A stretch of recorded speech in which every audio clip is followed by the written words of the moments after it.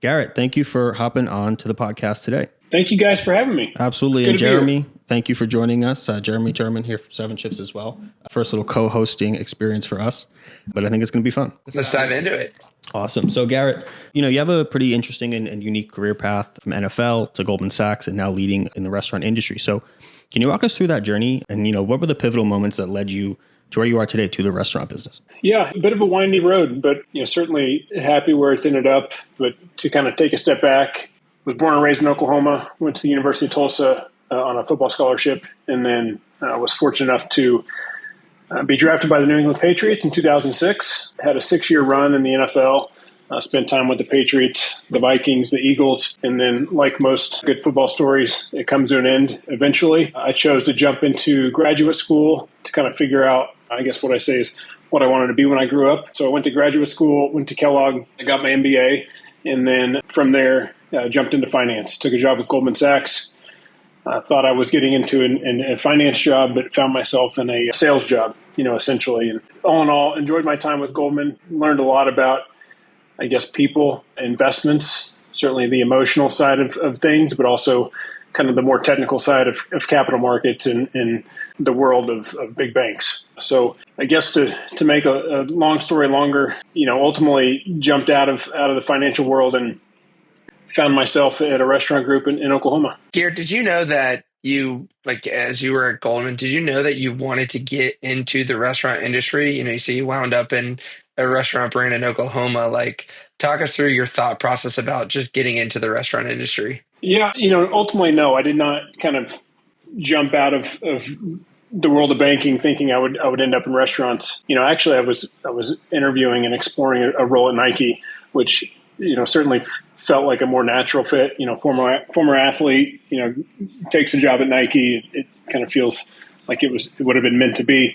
But ultimately decided that Portland was too far from what my wife and I called home. And I guess maybe good fortune, had a friendship that grew with a restaurateur out of Oklahoma. And when I had expressed to him that I was looking to leave my job at Goldman, really he took a chance on me and offered me a job to come back home to Tulsa, where I was from, to join him in business and to join his restaurant group. At the time it was a 25-year-old company.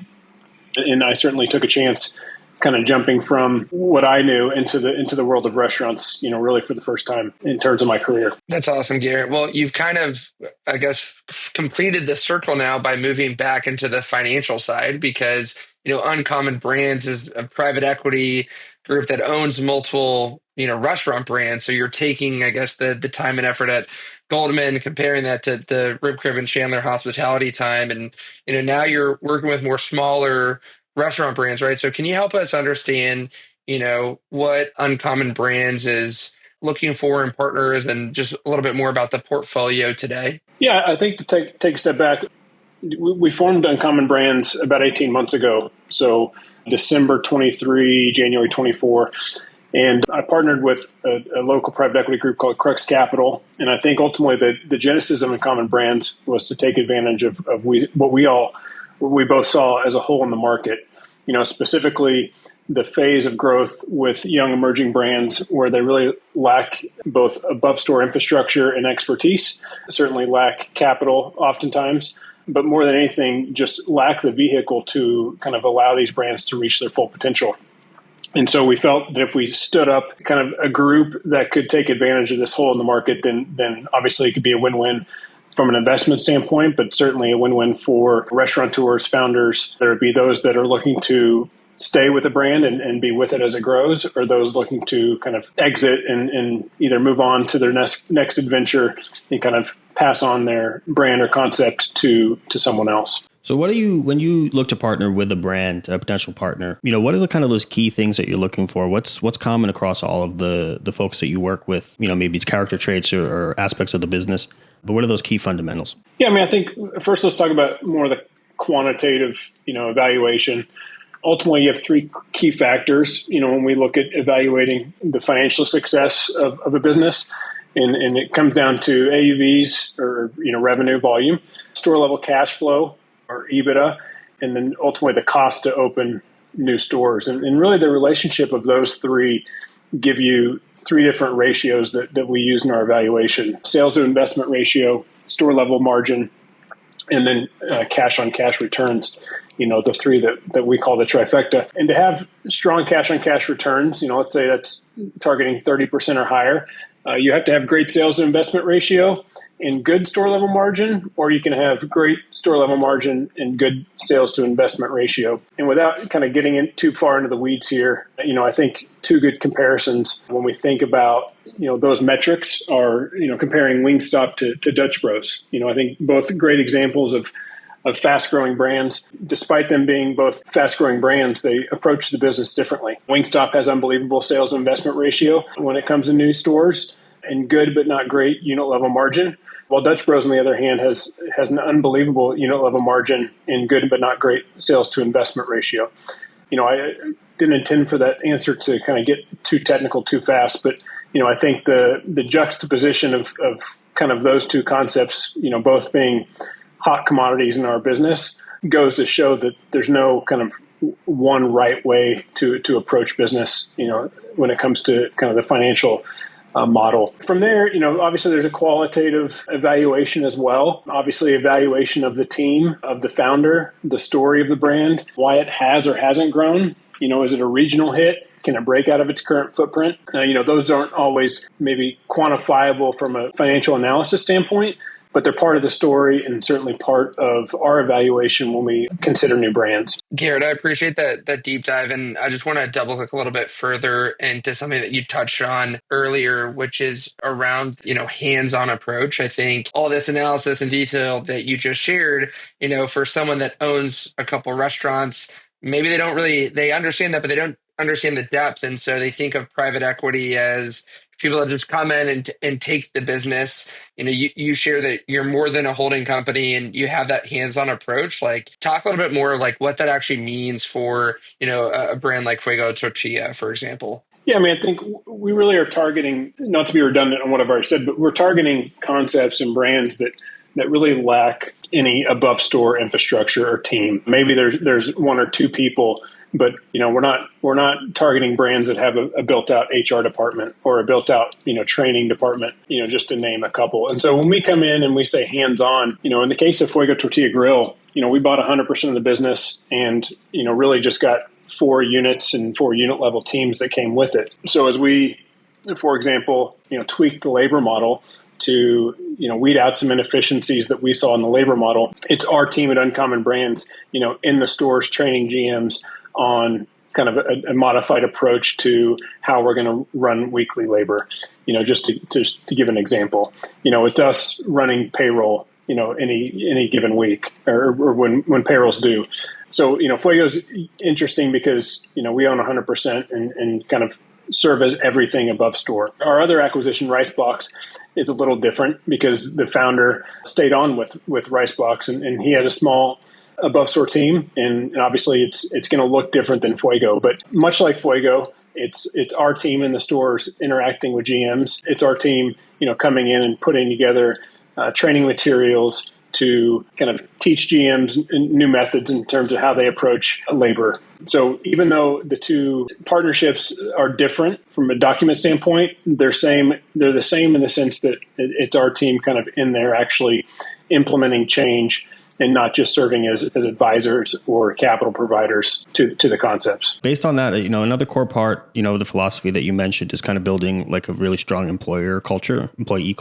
Maybe tell us a little bit more about that maybe and, kind of dig into why it's so important for the success and to help a restaurant grow. I don't want to use too many sports analogies, but it's almost like asking why it's important to have good players if you want to win games. Ultimately, at the end of the day, our employees are what are driving the experience for our guests, and the success or failure of our brand or any given brand is based on our ability to create an experience, worth coming back for again and again. And so ultimately, making sure the food is properly prepared, the proper hospitality is provided to our guests, everything that goes into creating an experience at the restaurant, again, ultimately dictates that customer's willingness to come back next time. So when we say the employees kind of are the most important, people in our business, it's because they're the ones ultimately at the end of the day providing the experience. And your guys' operational excellence, Garrett, that you guys have had. I mean, I think you've put together a strong team, and if people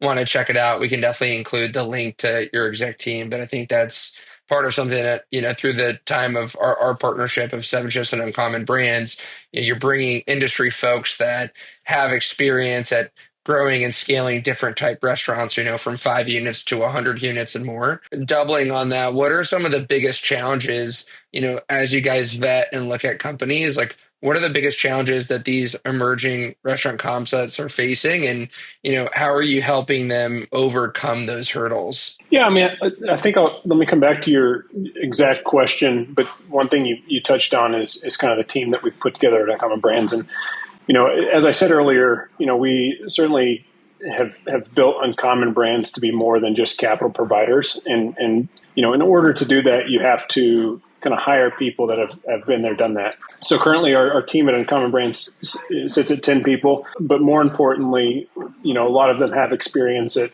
fast growing concepts, whether it be, Velvet Taco or Zoe's back when it was growing, Cafe Rio. We have people that have been there and done that and really taken these emerging concepts to the next level.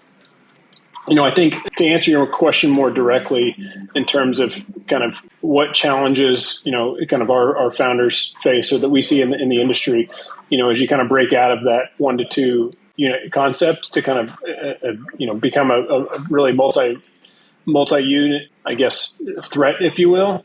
I think it comes down to many founders' inability or hesitation to give up control. Running one restaurant is very different than running 3, and it's obviously way different than running 10.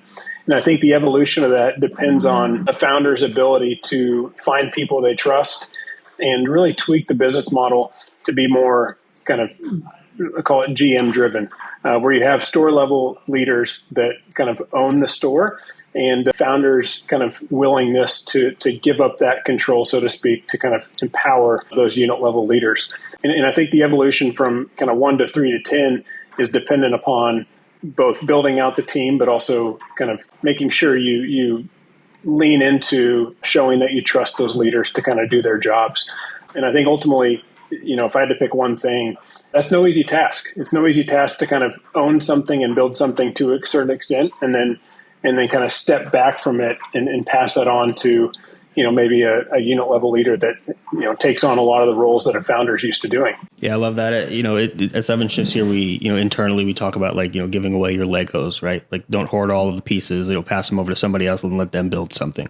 We've talked to other operators. One episode we had recently this year is Avery Ward at Little Italy Pizza, and he was talking about a story where an operator was like, they were the only one that knew which light bulbs went where and stuff like that. And he couldn't let go of that for some reason. And that was holding him back from being able to grow the business. Right. So it's finding people, like you said, that are willing to relinquish control and then pass it over to people that can help grow. So I guess I'm curious, operationally, what do you guys come in and do to maybe help with that? Is there some form of coaching or, bringing in outside help, things like that? Or is it just something that you look for people that kind of have those traits inherently? No, sure, in a perfect world, someone has that trait inherently, but I think realistically, there can be great leaders and great concepts where kind of that transition isn't necessarily natural. And I think ultimately, kind of what we've done is in try to coaching through that is kind of leaning into or expressing the importance of, to really be able to scale, to really be able to open, 2 new units this year, 4 new units next year. It's impossible to kind of hang on to that one store ownership or some of the day-to-day tasks, but also, kind of accomplish the goals of growing quickly. So I think, it's really laying that out. And I think too, I think it's one thing to say, hey, we need to fix labor. It's another thing to kind of come in with a specific model that kind of really exemplifies what fixing labor means. Any good founder could say, we need to fix labor. Well, I wish we would run less labor than we do. But the harder part is kind of taking that into the next, 2, 3, or 4th step of actually going from I want labor to be lower to what does that look like? And then how do we train our unit level employees to execute that as well? So again, maybe not coincidentally, we're talking a lot about labor, but obviously it's an important part of our business. And I think it's also an important part of evolution for young concepts. Yeah, Garrett, let's double down on that tech piece. I mean, I think, we're seeing so much as being a tech vendor of how we need to innovate, to build the best in class products for our operators. Talk us through, part of what you've said is you come in with that higher level operating playbook. Have you guys thought about building that, best in class tech stack? So when you come into a brand, you've battle tested, what tech companies are in that stack. Yeah, I mean, I think when we think about technology, it usually comes down to one or two things. How are you influencing the experience for the customer? How are you improving the experience for the customer using technology? But maybe more importantly, how are you getting information that helps you make better decisions day to day, and running the restaurants and running the business. So, thinking more about the latter there, I think it's imperative nowadays for even young brands, when I say young, maybe young in age or small in footprint, to have tools in place that help them manage, food and labor being two of the most important. Obviously, it typically takes up 60 cents on every dollar that comes in is spent on either food and labor. And so the big two, as we call them, are very important to our business. So, I think, but ultimately what a tool or technology partner gives you is information. And so when you get results, when you get what did we run in food costs this month, just getting the percentage is one thing, but really being able to dive deep into the numbers and understand why your food cost was what it was is ultimately what makes, what's most valuable in kind of making decisions, moving forward. So, things like theoretical food cost and then theoretical versus actual, and then kind of learning how to close the gap of what theoretical versus actual is, and, plate cost and inventories. Those are all, in my opinion, should be standard practice in kind of the tools and partnerships. Thus far, we've partnered with Margin Edge to execute that. There's certainly other options, but when we talk about food cost management, Margin Edge has been our maybe preferred vendor thus far in Uncommon Brands' short life. On the labor side, obviously, it's the same thing. It's thinking about sales forecasting, it's thinking about scheduling, it's thinking about what should scheduling be given the sales force forecast, and then ultimately figuring out, if you deviated from the plan, why did you deviate? And again, we've leaned into 7 shifts to kind of be our partner when it comes to labor management. There's other options out there, but for us, 7 shifts has been kind of crucial in terms of really getting the information we need to make good decisions as it relates to labor. I mean, Garrett, you have brands that are probably operating different tech stacks and migrating to, it sounds like your preferred tech stack that you guys have built at Uncommon Brands is built off of the years of experience that your team has had dealing with tech vendors and knowing what operational excellence and standards you want to put in place. So how is it when you meet a brand and they're on, say, a different point of sale, a different labor tool, a different inventory tool? Like, how do you help them see the operational excellence or the operational system that you guys have put forth on Uncommon Brands, and how do you transition that to the company that you guys would potentially be acquiring and working with? Yeah, I mean, I think it's a great question. And I think as we've created Uncommon Brands, one thing we've said, not just to the brands that we've partnered with, but also to kind of potential future partnerships, is we don't want to operate with a required tech stack that, if we partner with you, we are going to come back in and change everything that you've done thus far to kind of pull in our preferred vendors. We've heard some, I'm going to call them horror stories, although that may be a little hyperbolic. We've heard some stories of kind of multi-brand hospitality groups that have tried that approach to kind of really unify all brands across the same tech stack. And I think, there's instances where that hasn't been, successful or maybe the right decision. So we've got 2 brands under our umbrella now. It just so happens they both use, Toast POS. They use the same POS. They use the same food cost management system. And I think as we look for more partnerships, I kind of have the view of, if it isn't broke, don't fix it. I think, again, another mistake private equity makes oftentimes is trying to implement scale too quick and too often. And even though at the end of the day, is it better for our next brand to be on toast? Yeah, sure it is. Not only does it give us pricing power, but it's a system that we know how to use. But at the same time, if that hypothetical third brand has a POS that's been successful to them, the switching costs are just too high, then I prefer to continue to operate that brand kind of using a system that works for the brand and not kind of force our own preferred partners into a situation that doesn't need to be forced. So we know kind of like that adaptability and, like you said, not kind of a prescriptive, approach to, every business is different. Something you mentioned before, like there's new tools coming out every day, right? And I think especially right now, anything kind of AI related, both, platforms that are AI built from AI or every company and, businesses are trying to incorporate AI tools within their product that exists. So I'm curious how you evaluate those tools. You take a different approach to evaluating those business by business, and how were you looking to incorporate, AI software tools and into the restaurants that you're managing, or even into uncommon brands like what you guys are doing? Yeah, I mean, I think for us, kind of the attractiveness or maybe the way we think about AI, especially at the store level, is are there tools we can put in place that allow our store level leaders to work more efficiently and ultimately spend more time face to face with employees, face to face with customers. I think one of the biggest opportunities in AI or the advancements of technology is trying to make the jobs of GMs easier and specifically thinking about the more administrative kind of day-to-day tasks of, again, let's just lean into it, managing labor, for example.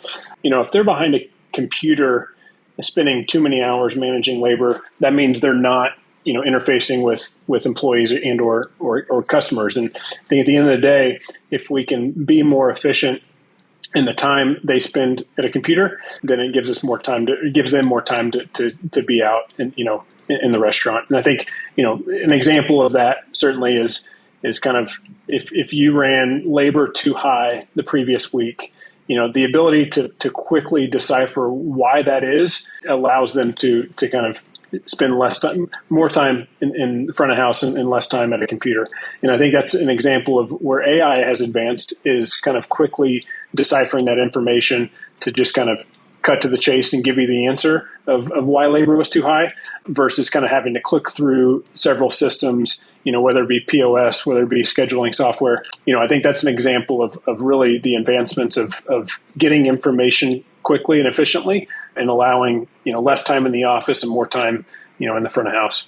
Absolutely. So you're not evaluating AI tools any differently than you would any other technology tool. You're just, back to like you said, is it saving time for the team? Is it giving us more information quickly? Yeah. I mean, I think there's no perfect tool. I mean, I think if you evaluate AI, for example, with 100% accuracy, you're probably going to end up kind of finding some faults in the system, if you will. I think we want to certainly increase level of accuracy because we want good data, but there's no kind of perfect data necessarily. And so it's what's the biggest bang for our buck? What gives us most of the answer, the best answer, the fastest, or most of the answer, the fastest, and ultimately kind of using that information to make better decisions quicker so that we can be on to the next kind of problem, if you will.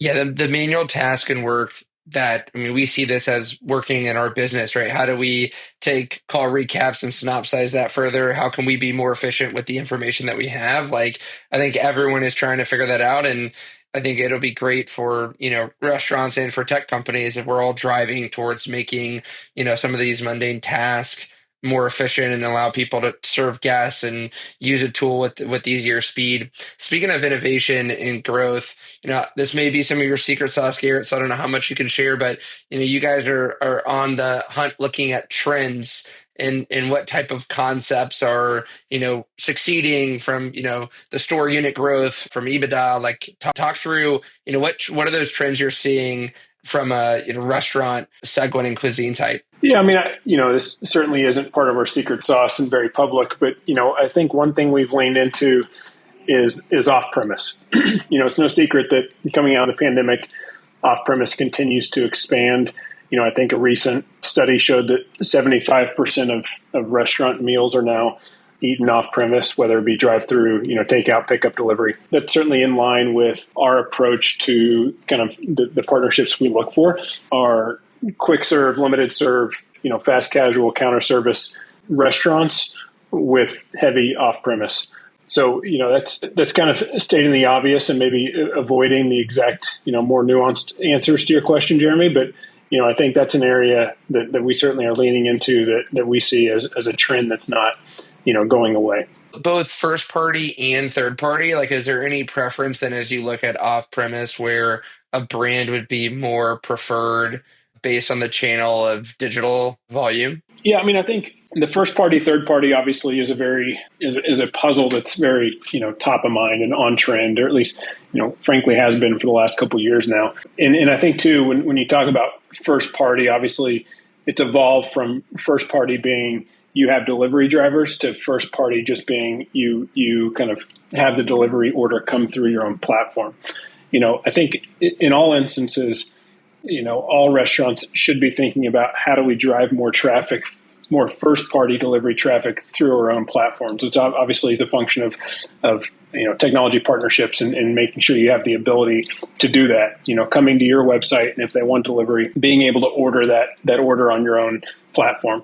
And I think ultimately the biggest gain there is obviously information. Getting the data of that order and being able to use that information in the future is imperative because orders that come through third party, obviously the third party platforms get to keep that data and are very reluctant to share that information with you. But it seems like, for now, the days of kind of first party delivery being you have your own delivery drivers seems to be dead. It won't surprise me one bit if it kind of comes full circle and we start to see some big brands trying to kind of lean back into that world of owning your own delivery driver.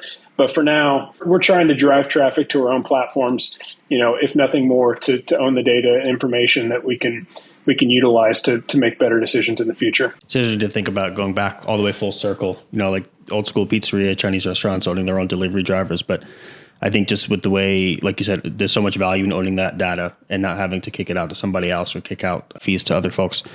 I'm curious, as we kind of start to wrap things up here, if there's aspiring restaurateurs listening, people growing their business, what's the single most important piece of advice you would give them as they look to kind of grow their concept? Maybe they're going from 1 to 2, or they're trying to get, from that like 3 locations to 5. What is the most important advice that you would give? This isn't really specific to restaurants. This can apply to a lot of things in life. But, I think the biggest piece of advice would be don't expect it to be easy. Our industry's hard. That's not a restaurant specific thing, but it is true that the restaurant industry is very competitive, very fragmented. Every day there's new people coming up with new ideas that are sticking them on a street corner, thinking it's the next big thing. And I think ultimately for any entrepreneur, especially in the restaurant space, accepting that it's going to be a grind and it's not going to come easy, I think it will set you up for a success, when you do meet that hurdle or meet that, challenge that feels insurmountable. We can kind of fall prey to the headlines in making it seem like, the Dave's Hot Chickens of the world are it's easy, in 8 years to sell for $1 billion to Rourke, but those are the exceptions, not the rule. For every Dave's, there's also the 1 unit brands that never make it to 2 units.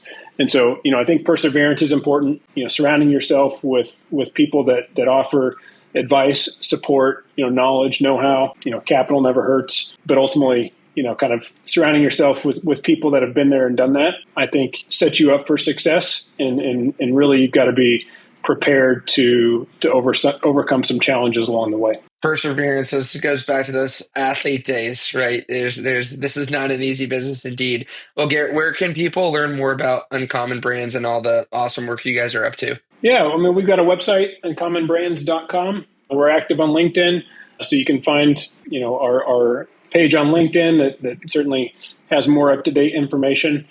And ultimately, reach out to us. I'll be at the Create conference. It's a great conference for young emerging brands. I'll be there in the fall. I believe it's in Nashville again this year. Also a great place to, if you're a young emerging brand, to consider kind of signing up for and leading into. But I think, that's where you can find us. And please don't hesitate to reach out if there's anyone out there that that may feel like they could be a potential partner for Uncommon Brands. Awesome. Well, Garrett, thank you so much for joining us today. There's a lot of great insights and takeaways for our audience, and we really appreciate your time. Thank you both.